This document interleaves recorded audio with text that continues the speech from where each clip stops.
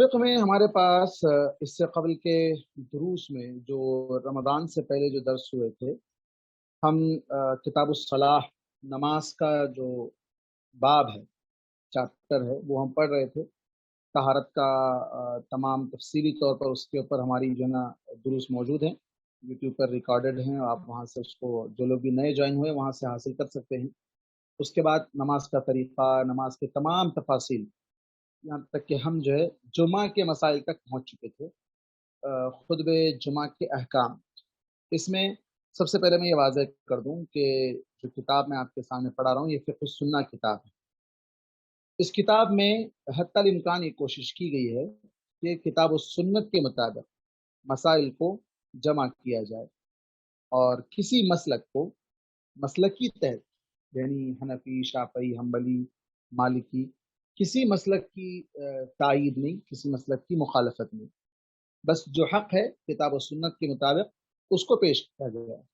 تو ہمارا بھی یہی فریضہ بنتا ہے کہ ہم کتاب و سنت کی روشنی میں اپنے مسلکوں کو بازو رکھ کر کتاب و سنت کو اپنائیں، اللہ کے نبی صلی اللہ علیہ وسلم کے مسلک کو، دین محمدی کو بغیر کسی تعصب کے اپنانے کی کوشش کریں۔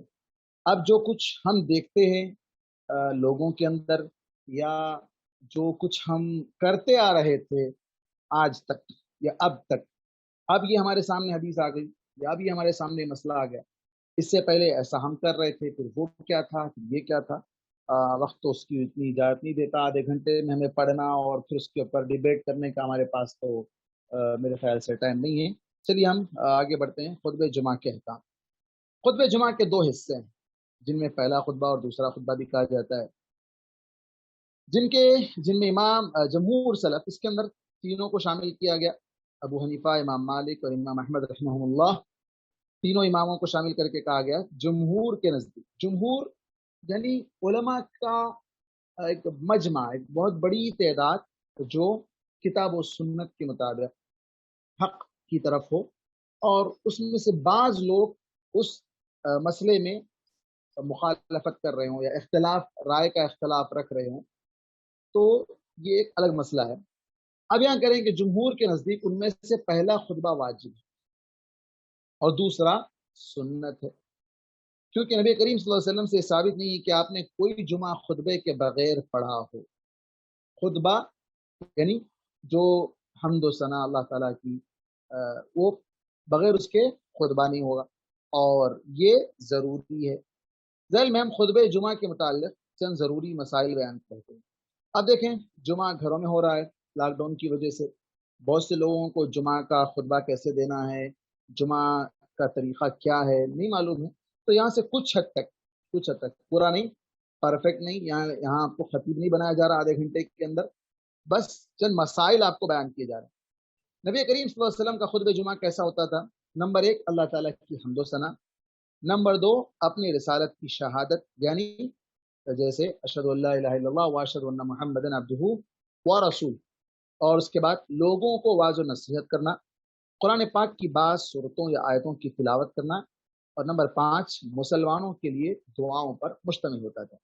حضرت ابو ہریرہ رضی اللہ عنہ سے روایت ہے، نبی کریم صلی اللہ علیہ وسلم نے فرمایا، ہر وہ کلام جو اللہ تعالیٰ کی حمد و ثنا سے شروع نہیں ہوتا وہ ناقص۔ کوئی بھی بات آپ کر رہے ہیں، اللہ کی حمد و ثنا، اور بالخصوص خطبہ جمعہ کے لیے حمد و ثنا ضروری ہے۔ دوسری روایت ہے جس میں وہ خطبہ جس میں شہادت یعنی اللہ کی گواہی اور رسول صلی اللہ علیہ وسلم کی رسالت کی گواہی نہ ہو، وہ کٹے ہوئے ہاتھ کی مانند ہے۔ وہ خطبہ جس میں شہادتین کا اقرار نہ ہو تو وہ خطبہ گویا کہ کٹا ہوا ہے، ناقص ہے، نہ مکمل ہے۔ حضرت ابن مسعود رضی اللہ عنہ سے روایت ہے، نبی کریم صلی اللہ علیہ وسلم جمعہ کے روز خطبے میں جب تشہد فرمائے، جمعہ کا خطبے کا تشہد اور نماز کا تشہد دونوں میں فرق۔ نماز کا تشہد جو آخر میں آپ 2 سجدوں کے بعد جو دوسری رکعت میں یا چوتھی رکعت میں یا تیسری رکعت میں بیٹھتے ہیں، وہ تشہد الگ ہے، اور خطبے کا تشہد جو آغاز میں جو اللہ تبارک و تعالیٰ کی حمد و ثنا پر مشتمل ہے۔ تو آپ صلی اللہ علیہ وسلم فرماتے، ارشاد ہوتا، پھر آپ بیٹھتے، پھر کھڑے ہوتے، جیسا کہ آج کل لوگ کرتے ہیں۔ خطبہ کیا ہوتا تھا؟ الحمدللہ نحمدہ ونستعینہ ونستغفرہ، یہ پورا الگ الگ روایتوں میں الگ الگ الفاظ کے ساتھ ثابت ہے۔ حضرت جابر رضی اللہ عنہ سے روایت ہے نبی کریم صلی اللہ علیہ وسلم کھڑے ہو کر خطبہ دیا کرتے تھے اور دو خطبوں کے درمیان بیٹھتے تھے. آپ قرآن کی آیتیں تلاوت فرماتے اور لوگوں کو نصیحت فرماتے. خطبہ کیسا ہوتا تھا اس کا ایک مختصر سا خاکہ حضرت جابر رضی اللہ عنہ نے بیان کیا. یہ صحیح مسلم، ابو داؤد اور نسائی اور ابن ماجہ کی روایت ہے. یہاں دیکھیں کہیں بھی آپ کو یہ نہیں ملے گا کہ آپ نے خطبہ جمعہ بیٹھ کر دیا. بیٹھ کر دینا خلاف سنت ہے اور یہ ثابت نہیں ہے. کھڑے ہو کر خطبہ دیا کرتے تھے، پہلی چیز. نمبر دو، حضرت دوسری روایت ہے ام ہشام بنت حارثہ بن نعمان سے روایت ہے کہ میں نے سورہ قاف نبی کریم صلی اللہ علیہ وسلم کی زبان مبارک ہی سے یاد کی ہے. آپ ہر جمعہ کے روز جب خطبہ دیتے تو ممبر پر اس سورت کی تلاوت فرماتے تھے. امام احمد نے، امام مسلم نے، امام ابو داؤد نے، امام نسائی نے روایت کی. اس حدیث میں ایک بہت بڑا نقطہ ہے. کیا نقطہ ہے وہ مجھے کوئی بتائیں. میں حدیث آپ کے سامنے ہے. اس حدیث میں ایک بہت بڑا پوائنٹ ہے. منور بھائی انعامات کچھ ہے نہیں ہے؟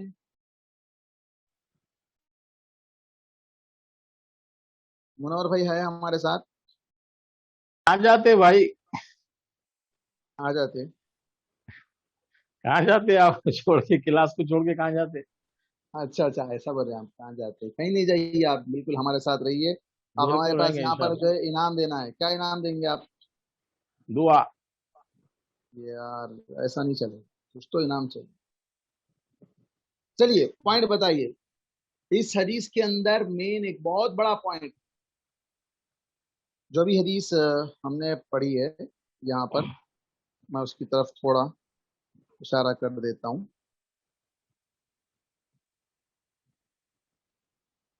یہ حدیث، اس حدیث میں کیا پوائنٹ ہے؟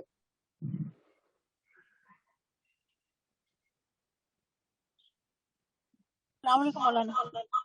وعلیکم السلام. ام ہشام یعنی کہ وہ خاتون ہے، لیکن خواتین بھی بہت ہی یعنی کہ بہت انٹرسٹ سے سنا کرتی تھی خطبہ، تو سورہ خواب ان کو یاد ہو گیا. قریب قریب ہے ماشاء اللہ. چلیے اچھا ہے آپ کا جواب، اور تھوڑا قریب جواب تھوڑا سا بارڈر تک آئے. اور عورتوں کو مسجد کو یہ کرنا، مسجد میں آنا. شاباش، ویری گڈ. عورتیں مسجد میں آتی تھیں. دلیل ہے کہ نہیں ہے؟ سب سے بڑی دلیل ہے. آج ہمارے پاس لوگ مسجدوں سے محروم کر کے عورتوں کو دین سے دور کر رکھا ہے، اور پھر یہ امید رکھتے ہیں کہ گھر صالح ہو، معاشرہ صالح ہو، اولاد نیک ہو. عورت نہیں جانتی دین کیا ہے تو بچوں کو کیا سکھائے گی؟ یہاں آپ دیکھیں ام ہشام اللہ کے نبی کی زبان سے ڈائریکٹ سن رہی ہیں سورہ قاف. اور ذہن دیکھیے آپ، جو بھی محترمہ نے جواب دیا آپ سے پہلے، ان کا جواب اسی طرف تھا کہ انہوں نے سن کر یاد کیا تھا. سن کر یاد کر لیے تھے، پڑھ کے نہیں یاد کیے تھے. تو کتنا شوق سے خطبہ سنتے تھے آپ دیکھیں، اس سے اندازہ لگائیے.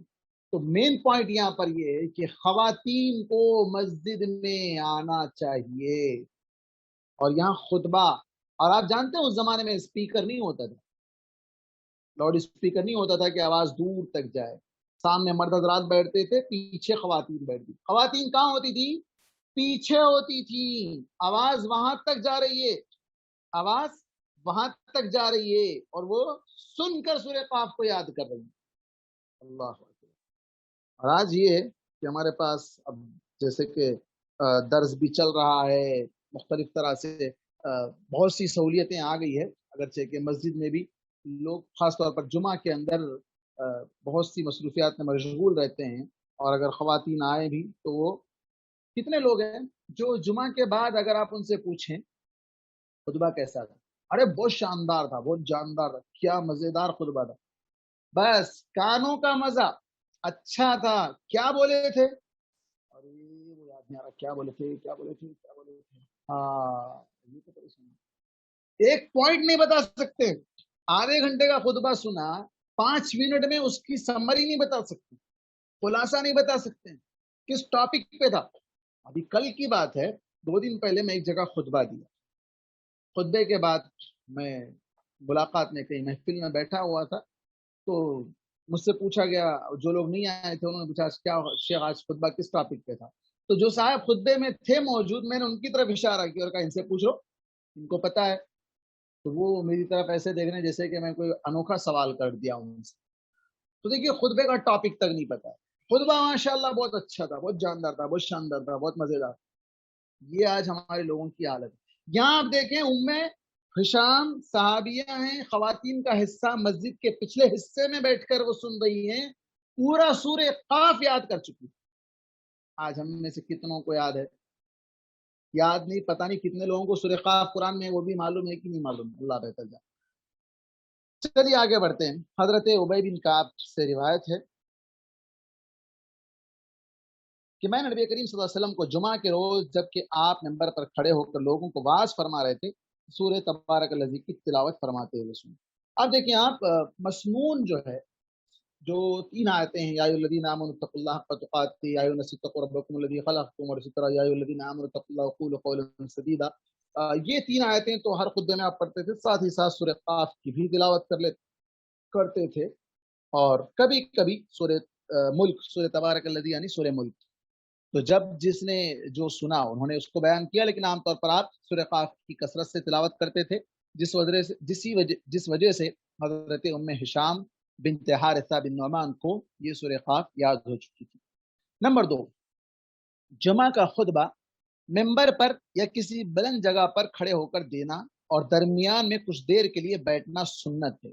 اس طرح گویا کہ خطبے کے 2 حصے ہو جاتے ہیں، جن میں سے پہلے کو پہلا خطبہ اور دوسرے کو دوسرا خطبہ بھی کہا جاتا ہے۔ مختصر اور جامع ہونا مستحب ہے۔ ہاں، یہ پوائنٹ تھوڑا سا ہمارے لیے جاننا ضروری ہے۔ خطبہ کیسا ہونا؟ مختصر ہونا چاہیے، جیسا کہ 2-3 روایتیں آپ کے سامنے، پھر اس کے بعد ہم اس پر ڈسکس کرتے ہیں۔ حضرت جابر بن سمورہ سے روایت ہے، نبی کریم صلی اللہ علیہ وسلم کی نماز درمیانی اور آپ کا خطبہ درمیانہ ہوتا تھا، یعنی زیادہ لمبا نہیں ہوتا تھا، متوسط۔ حضرت عمار بن یاسر سے روایت ہے، نبی کریم صلی اللہ علیہ وسلم نے فرمایا آدمی کی نماز کا لمبا ہونا اور خطبے کا مختصر ہونا اس کے دین کو سمجھنے کی علامت ہے، لہٰذا تم نماز لمبی پڑھو اور خطبہ مختصر دو۔ صحیح مسلم کی روایت ہے۔ اب یہ 2 حدیثیں ہمارے سامنے ہیں۔ دونوں حدیثوں میں پہلی حدیث یہ کہتی ہے کہ خطبہ درمیانہ تھا، اور دوسری روایت میں آپ نے خود کہا، زبانی آپ کی یہ قولی حدیث ہے کہ خطبہ مختصر ہونا دین کی سمجھداری کی علامت۔ بالکل صحیح بات ہے۔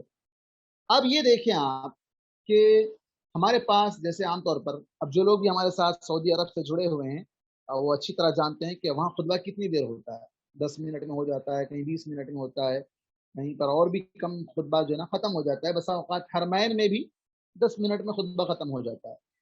ٹائم کا کوئی فکس نہیں ہے کہ اتنے منٹ ہی ہونا چاہیے۔ لیکن اب یہ جو ہندوستان میں جو خطبے ہوتے ہیں، جیسے کہیں 25 منٹ فکس ہوتا ہے، کہیں پر 30 منٹ فکس ہوتا ہے، کہیں پر 40 منٹ، کہیں پر خطبہ بسا اوقات لمبا بھی ہو جاتا ہے، بسا اوقات، بار بار عادت نہیں، بسا اوقات۔ اب سب سے پہلے ہمیں یہ جاننا چاہیے کہ ایسا کیوں ہوتا ہے، ایسا کیوں ہوتا ہے۔ اب اگر کوئی یہ کہے کہ نہیں 10 منٹ میں خطبہ ختم کر دو، 10 منٹ میں خطبہ ختم کرو، تشہد جو خطبے کا تشہد ہے اس کے لیے تقریباً 5 منٹ چلے جاتے ہیں، اذان اور تشہد 2 ملا کر۔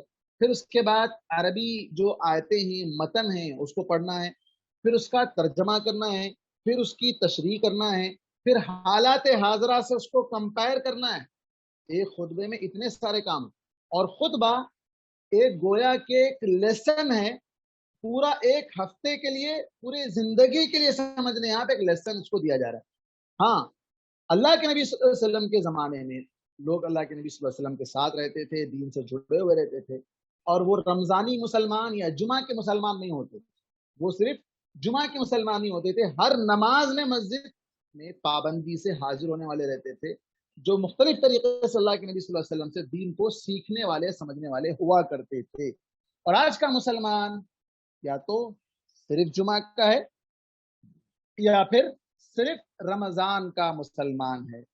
اب ایسے بہت سے لوگ جو صرف جمعہ کے مسلمان ہیں، وہ اگر اس خطبے سے محروم رہ جائیں یا خطبے میں ہونے والی باتوں سے محروم رہ جائیں تو پھر وہ دین کب سیکھیں گے؟ وہ دین کب سیکھیں گے؟ ان کو بھی تو دین سکھانا ہے۔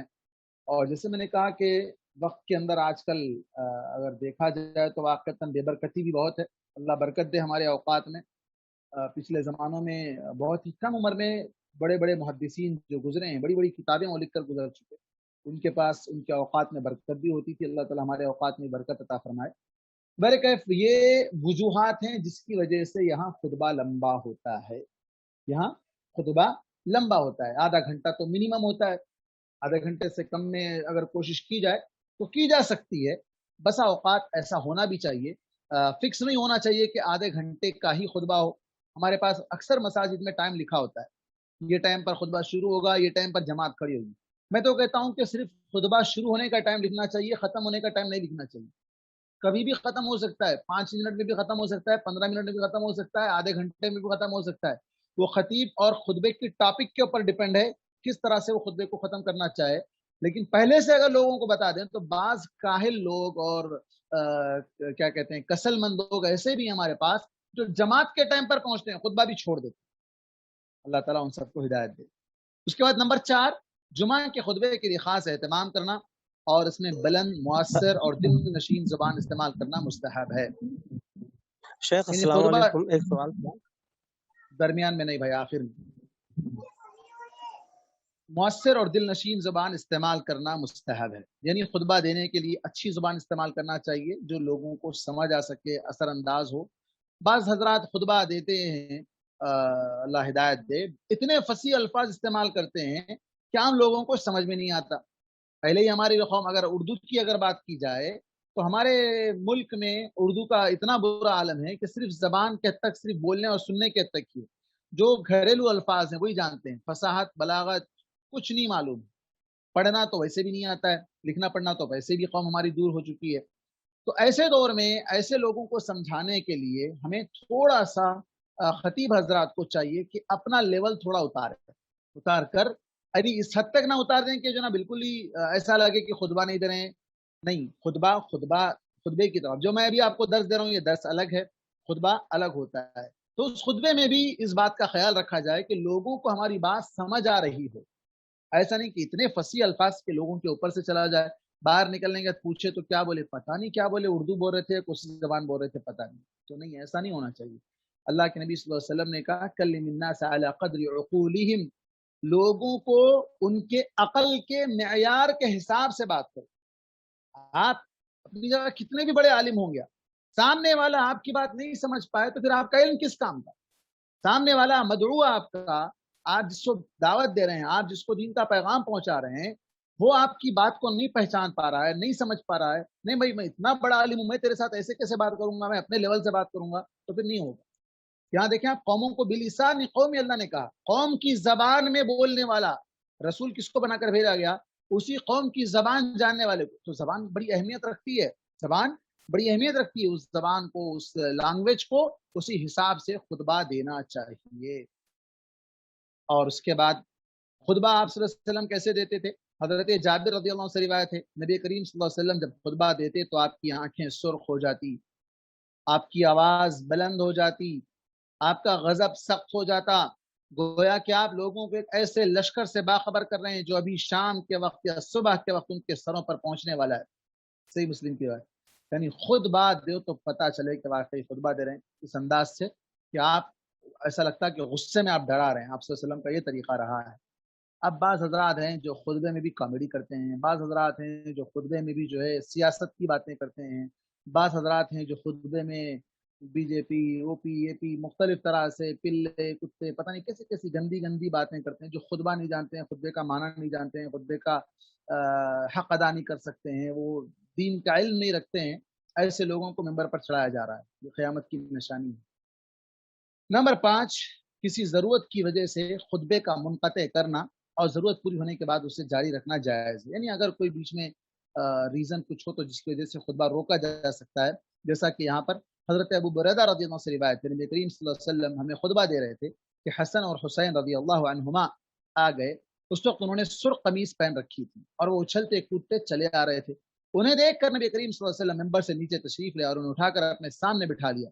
پھر آپ نے فرمایا، اللہ تعالیٰ نے سچ فرمایا، انما اموالکم واولادکم فتنہ، تمہارے لیے مال اور اولاد آزمائش ہے.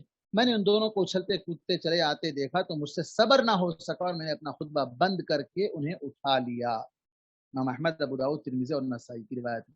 اس کے بعد حضرت ابو رفاع عدوی روایت کرتے ہیں کہ میں مسجد میں آیا تو دیکھا نبی کریم صلی اللہ علیہ وسلم خطبہ دے رہے ہیں۔ میں نے عرض کیا یا رسول اللہ، خطبہ دے رہے ہیں، سوال کر رہے ہیں بیچ میں، یا رسول اللہ ایک بے وطن آدمی ہے جسے اپنے دین کے متعلق کچھ معلوم نہیں اور وہ معلوم کرنا چاہتا ہے، آپ نے میری طرف متوجہ ہوئے اور خطبہ چھوڑ دیا یہاں تک کہ میرے پاس پہنچے اور ایک لکڑی کی کرسی منگوائی جس کی ٹانگیں لوہے کی تھی، آپ اس پر بیٹھ گئے، مجھے دین کی باتیں بتانے لگے، پھر آپ ممبر پر آئے اور اپنا خطبہ پورا کیا۔ یہ اس وقت اللہ کے نبی صلی اللہ علیہ وسلم چونکہ نبی تھے اور آپ سے جب پوچھا جا رہا تھا تو اس وقت بتانا بھی ضروری تھا، اس لیے آپ صلی اللہ علیہ وسلم نے اس طرح کیا۔ اور نمبر 6، جب خطبہ ہو رہا ہو تو ہر قسم کی بات چیت کرنا منع ہے۔ یہ سامعین، اب تک جو اوصاف بیان کیے گئے 5 پوائنٹ یہ خطیب کے لیے تھے۔ اب نمبر 6 جو 6واں پوائنٹ ہے، یہ سامعین کے لیے جو خطبہ سن رہے ہیں ان کو کس طرح خطبہ سننا چاہیے۔ سب سے پہلی چیز بات چیت نہیں کرنا ہے۔ حضرت ابن عباس رضی اللہ عنہ سے روایت ہے، نبی کریم صلی اللہ علیہ وسلم نے فرمایا جمعہ کے روز جب امام خطبہ دے رہا ہو اس وقت جو آدمی بات چیت کرتا ہے وہ اس گدھے کی مانند ہے جس کی پیٹھ پر کتابیں لدی ہوں، اور جو شخص دوسرے آدمی سے یہ کہتا ہے کہ چپ ہو جاؤ تو اس کا جمعہ نہیں۔ امام احمد، ابن ابی شیبہ اور بزار اور طبرانی کی روایت ہے، صحیح روایت ہے۔ یعنی بات کرنے والا گویا کہ خطبہ ضائع کر رہا ہے اور جو بات کر رہا ہے اس کو کوئی دوسرا شخص خاموش بٹھا رہا ہے، خاموش رہو، بات مت کرو، تو دونوں کا خطبہ گیا۔ حضرت عبداللہ بن عمر رضی اللہ عنہ سے روایت ہے کہ نبی کریم صلی اللہ علیہ وسلم نے فرمایا جمعہ میں 3 قسم کے آدمی آتے ہیں، ایک وہ جو آ کر فضول باتیں کرتا ہے تو اس کے حصے میں یہی باتیں ہیں، دوسرا وہ جو آ کر اللہ سے دعا کرتا ہے، اگر اللہ چاہے گا تو اس کی دعا قبول فرمائے گا اور اگر چاہے تو قبول نہیں فرمائے گا، تیسرا وہ جو آ کر خاموش اور پرسکون طریقے سے بیٹھتا ہے، کسی مسلمان کی گردن نہیں پھلانگتا اور نہ کسی کو تکلیف دیتا ہے، تو اس کا یہ عمل اس کے آئندہ جمعہ تک اور 3 دن مزید تک کے لیے گناہوں کا کفارہ ہے۔ کیا یہ تیسرا شخص جمعہ کے لیے آیا، خاموشی سے بیٹھا، خطبہ سنا، خطبہ سننے کے لیے آگے جانے کے لیے لوگوں کو ہٹا کر، ان کے گردنوں کو ہٹا کر آگے نہیں بڑھا، جہاں جگہ ملی وہیں پر بیٹھ گیا، اور اس کا اجر کیا ہے؟ کسی کو، اور دوسری چیز کسی کو تکلیف بھی نہیں دیا تو اس کا اجر کیا ہے؟ آئندہ جمعہ، نیکسٹ آنے والا جمعے تک اور مزید 3 دن، گویا کہ کل ملا کر 10 دن تک کے گناہوں کا کفارہ ہے۔ اب اس کا یہ مطلب نہیں ہے کہ اس کو 10 دن تک کے لیے چھوٹ دی جا رہی ہے، جو چاہے گناہ کر لے، اگر گناہ ہو جائیں تو اللہ تعالیٰ معاف کرنے والا ہے۔ من جاء بالحسنۃ فلہ عشر امثالھا۔ یہاں ایک بات میں رکتے ہوئے کہوں گا کہ ہمارے پاس جو گردنوں کو پھلانگنے کا مسئلہ ہے، یعنی عام طور پر سامنے کی صفوں میں جگہ خالی ہوتی ہے، یہ ایسی جگہ خالی ہوتی ہے جہاں پر فین نہیں ہوتا ہے۔ اب ہمارے پاس لوگ 2 چیزوں کو دیکھ کر بیٹھتے ہیں، فین چاہیے، پیٹھ کو ٹیکا ہونا چاہیے۔ کہاں بیٹھنا ہے؟ ٹیکا لگا کر، دیواروں کے سائڈ بیٹھیں گے، آپ کو پورے لگائیں گے، پلرز کے پاس بیٹھیں گے، یا جہاں فین نظر آتا ہے وہاں بیٹھیں گے؟ نہیں، بلکہ سب سے پہلے آگے بڑھ کر خطبہ سننے کے لیے آگے ہونا چاہیے اور پیچھے آنے والوں کے لیے جگہ پیچھے چھوڑنی چاہیے، اور اسی وجہ سے بعد میں آنے والوں کو تکلیف کرنا پڑتا ہے، وہ سب کو ان کو ہٹا ہٹا کر آگے جو جگہ خالی اس کو پر کرنے کی کوشش کرنا پڑتا ہے، اس سے ان کو نقصان پہنچ سکتا ہے۔ اس کے بعد حضرت ابو ہریرہ رضی اللہ عنہ سے روایت ہے، نبی کریم صلی اللہ علیہ وسلم فرمایا جس وقت امام خطبہ دے رہا ہو اس وقت اگر تم نے اپنے ساتھی سے کہا خاموش ہو جاؤ تو تم نے فضول بات، البتہ جب خطبہ نہ ہو رہا ہو اور امام منبر پر بیٹھا ہو تو بات چیت کرنا جائز ہے، یعنی خطبہ بھی شروع نہ ہوا ہو تو۔ حضرت ثعلبہ بن ابی مالک سے روایت ہے کہ جمعہ کے روز حضرت عمر منبر پر بیٹھے تھے اور لوگ آپس میں بات چیت کیا کرتے تھے، پھر جب مؤذن اذان ختم کر لیتا اور حضرت عمر خطبے کے لیے کھڑے ہو جاتے تو کوئی شخص بات نہ کرتا۔ معلوم ہوا کہ اذان سے پہلے تک بات چیت کی گنجائش ہے، یہاں تک کہ دونوں خطبے ہو چکتے، پھر جب نماز کھڑی ہوتی اور حضرت عمر منبر سے اترتے تو لوگ بات چیت کرتے۔ حضرت عثمان منبر پر بیٹھنے کے بعد جبکہ مؤذن اذان دے رہا ہوتا تھا لوگوں سے ان کا حال بھی دریافت کر لیتے، تو یہ خطیب کا مسئلہ ہے۔ خطیب کسی سے بھی بات کر سکتا ہے، خطبے کے دوران بھی بات کر سکتا ہے، لیکن عام لوگوں کو بات آپس میں نہیں کرنا چاہیے۔ خطبے کے دوران ان لوگوں کا امام سے زیادہ قریب ہونا اور اس کی طرف رخ کرنا مستحب ہے۔ لوگوں کو کیا ہونا چاہیے؟ قریب ہونا چاہیے اور اس کی طرف دیکھنا چاہیے قریب ہو کر۔ حضرت سمرہ بن جندب رضی اللہ عنہ سے روایت ہے، نبی کریم صلی اللہ علیہ وسلم نے فرمایا اللہ کے ذکر کی طرف آؤ، امام کے قریب ہو کر بیٹھو، اس لیے کہ انسان دور ہوتا رہتا ہے یہاں تک کہ وہ جنت میں بھی دیر سے داخل ہوتا ہے اگرچہ داخل ہو جائے۔ اللہ اکبر، دور نہیں بیٹھنا چاہیے، قریب آنا چاہیے۔ میرے کیف وقت کیا ہو رہا ہے اور 4 منٹ میرے باقی ہے، تو سوالات کے لیے ہم اس کو رکھ لیتے ہیں یہاں تک پیج نمبر 243 اور خطبہ جمعہ کے حوال پوائنٹ نمبر 7 تک ہمارا آج کا درس ہوا ہے۔ انشاءاللہ اس کے بعد اگلا درس میں مزید باتیں آگے آئے گی، تو ہم اس کے بعد آگے بڑھتے ہیں سوالات کی طرف۔ جی السلام علیکم۔ وعلیکم السلام ورحمۃ اللہ وبرکاتہ۔ مول صاحب، جب خطبے کے درمیان میں بات چیت نہیں کرنا بول رہے تو خطیب صاحب کوشچن پوچھ رہے، یہ کوشچن پوچھے تو مقتدیان جواب دے رہے نا؟ میں بھی بولا لاسٹ پوائنٹ کیا بولا، خطیب بات کر سکتا ہے، خطیب بات کر رہا تو اس کا جواب جس سے پوچھا جا رہا وہ جواب دے سکتا ہے۔ اچھا، دوسرے لوگ نہیں بات کرنا بول رہے ہیں؟ نہیں بات کرنی، نہیں بات۔ اچھا اچھا، ٹھیک ہے، جزاک اللہ۔ معذرت، بیچ میں نے آپ کو روکا تھا۔ ٹھیک۔ اور کسی کا کوئی سوال؟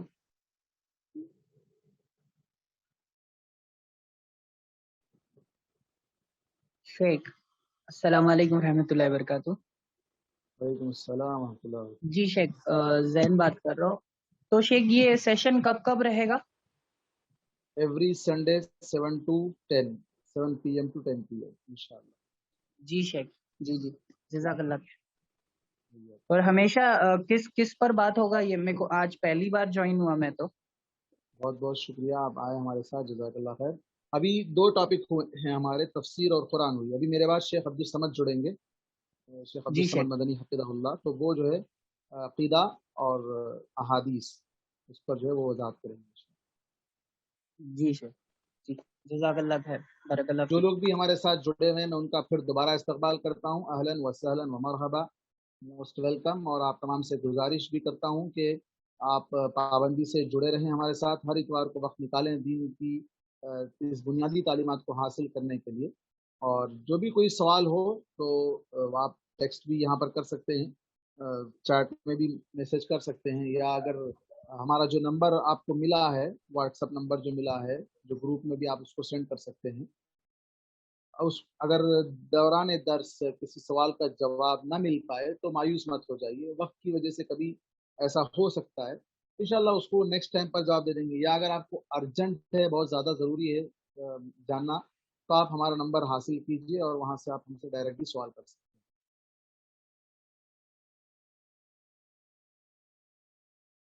اور میں ایک اور گزارش یہ بھی کروں گا کہ آپ خود جڑتے ہوئے، ہر آدمی سے ایک گزارش، ہر ایک جتنے بھی ابھی جڑے ہوئے ہمارے ساتھ ماشاءاللہ 30 لوگ جڑے ہوئے ہیں، تو میں سب سے گزارش کروں گا کہ ہر کوئی 4 لوگوں کو جوڑے۔ ہر کوئی کیا ہو پتہ، جیسے کہ اللہ کے نبی صلی اللہ علیہ وسلم نے کہا کہ بسا اوقات ایسا ہوتا ہے کہ پہنچانے والے سے زیادہ جس کو پہنچایا جا رہا ہے دین کا علم، وہ اس پر عمل کر لے۔ رب مبلغ اوعى من سامع، ہو سکتا ہے تو اس لیے آپ ایسا کریں۔ ہو سکتا ہے آپ اس مسئلے کو نہ سمجھیں، کوئی اور سمجھے، بعد میں آپ اس کو سمجھا دیں یا وہ آپ کو سمجھا دے، اور پھر اس طرح دین کی تعلیم کو شیئر کرنے کا ثواب۔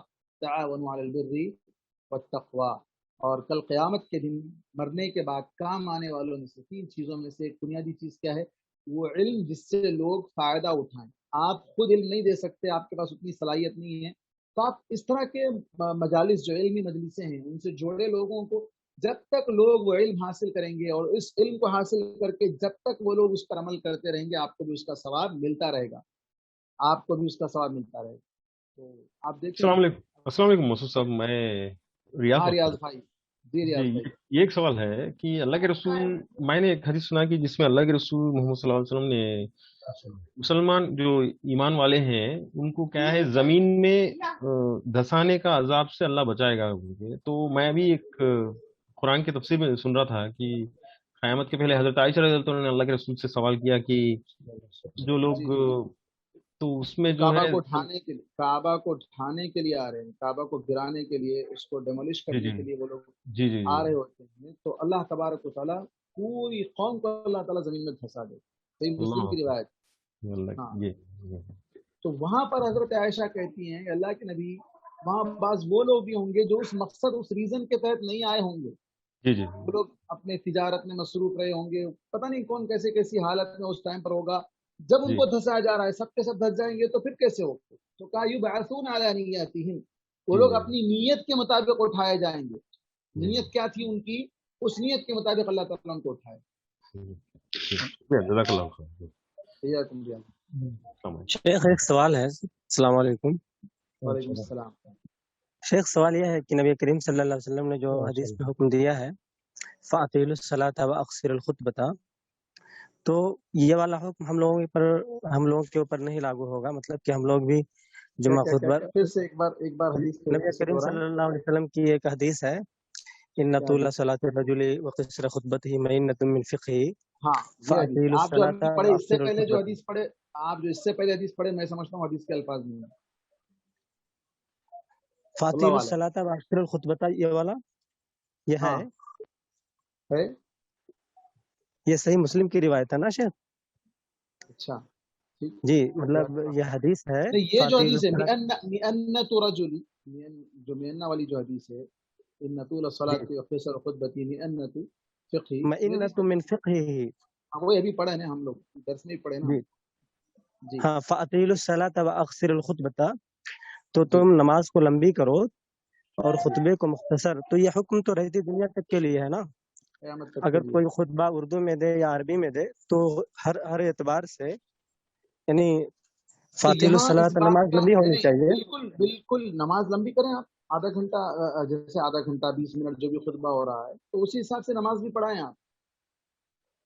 जी जी, तो होता क्या है शेख हमारे यहाँ, मतलब खुतबा तो बहुत बहुत लंबा ही होता है और नमाज छोटी रहती है, तो खुतबा को कुछ मुख्तसर रखना चाहिए ना शेख? मैं जैसे आखिर में बताया हूँ ना कि खुतबे का टाइम मुकर्रर नहीं करना चाहिए। ऐसे लोग जो खास तौर पर सोच कर आते हैं कि आधा घंटा खुतबा होगा, चलो आखिर में जाएंगे चलेगा, पौन घंटा खुतबा होगा चलेगा, तो ऐसे जगह पर क्या होना चाहिए, 5 मिनट में कभी खुतबा खत्म कर दें आप, 10 मिनट में खुतबा खत्म कर दें, बल्कि मिनट की तायीन ना हो, मिनट की कोई तायीन ना हो कि इतने मिनट का खुतबा होगा, ये फिक्स ना करें, कम हो या ज्यादा हो, जब जैसे हालात होंगे, हालात के एतबार से जैसे खुतबा होगा। अब जैसे बाज मसाजिद में लॉकडाउन चल रहा है, कई इलाकों में, पता नहीं आप कहाँ से हमारे साथ जुड़े हुए हैं, कई इलाकों में जो है हैदराबाद से लॉकडाउन। बोल रहे हैं शेख? ठीक, जज़ाकल्लाह खैर। लगते तो हैं आप बिहार से, अल्लाह आलम। तो नहीं शेख, मैं उत्तर प्रदेश से हूँ मगर हैदराबाद में हूँ। ठीक है ठीक ठीक, जज़ाकल्लाह, ठीक, जी। बारकल्लाह। तो ऐसे इलाके में आप देख रहे हैं कई जगह, अब आप हैदराबाद में कई इलाकों में जुमा नहीं हो रहा है, मस्जिद में जुमा नहीं हो रहा है, बाज़ जगह जुमा हो रहा है तो कम लोगों की इजाजत है, या वक्त से पहले जो जी है ना खत्म होना है। तो हालात के एतबार से, हालात के एतबार से खुद बात। तो अब यहाँ पर आदमी को चाहिए, खतीब को खास तौर पर चाहिए कि वो टाइम मुकर्रर ना करे कि मुझे इतनी देर खुतबा देना है, मस्जिद की कमेटी की तरफ से मुकर्रर ना हो कि इतना खुतबा देना है। जी शेख, तो मतलब मेरा मशवरा है शेख, उलमाए किराम को काम करना चाहिए कि जी खुतबा जी, मुख्तसर रखें, क्योंकि बहुत बहुत लंबा रहता है खुतबा। सही और बात, जी, तो हदीस पे अमल भी हो जाएगा, यानी खुतबा सही मुख्तसर और नमाज लंबी भी हो जाएगी थोड़ी। सही बात, मशवरा है जज़ाकल्लाह शेख, खैर। आप लोग मतलब नहीं काम नहीं, कर सकते बिल्कुल हैं इसलिए। बिल्कुल जी, बिल्कुल बिल्कुल बिल्कुल सही बात, जज़ाकल्लाह खैर। बारकल्लाहु फीकुम शेख। एक सवाल वो चैट पे आया है, Sheikh we usually see people do दुआ between two Khutba, is it permissible do it? हाँ, जो जिन्होंने भी सवाल किया है, खुतबे के दौरान खुतबा, दो खुतबों के दरमियान में जब इमाम साहब बैठते हैं तो उस वक्त दुआ की कबूलियत, जुमा के दिन, जैसा कि एक हदीस आती है, वो आगे हमारे पास चैप्टर में आने वाली है बात, ये कि जुमा के दिन एक ऐसी घड़ी है, एक ऐसा टाइम है, उस टाइम पर जो दुआ की जाए वो दुआ कबूल होती है। अब इस टाइम को फिक्स करने के बारे में बहुत सी हदीसें अलग अलग आई हैं। ज्यादातर दो तरह के औकात बताती हैं। एक, जब इमाम एक खुतबा देकर बीच में वक्फे के दौरान जब बैठते हैं, वो टाइम, दूसरे खुतबे को खड़े होने से पहले, اور دوسرا ٹائم عصر سے لے کر مغرب تک، جمعہ کے دن عصر سے لے کر مغرب تک، یہ دونوں ٹائم ہیں جس میں دعا کی قبولیت کا زیادہ امکان ہے، تو اس لیے اس وقت دعا کر سکتے ہیں۔ اور دعا کرنا اور بات کرنا دونوں میں فرق ہے۔ آدمی اپنے طور پر اپنے لیے یا جس کے لیے بھی دعا کر رہا ہے وہ اللہ سے دعا کر رہا ہے، بات کرنے میں دوسرے شخص کو انوالو کر رہا ہے، تو بات نہ کرے، دعا کے لیے اجازت ہے۔ جی جزاک اللہ خیر شیخ۔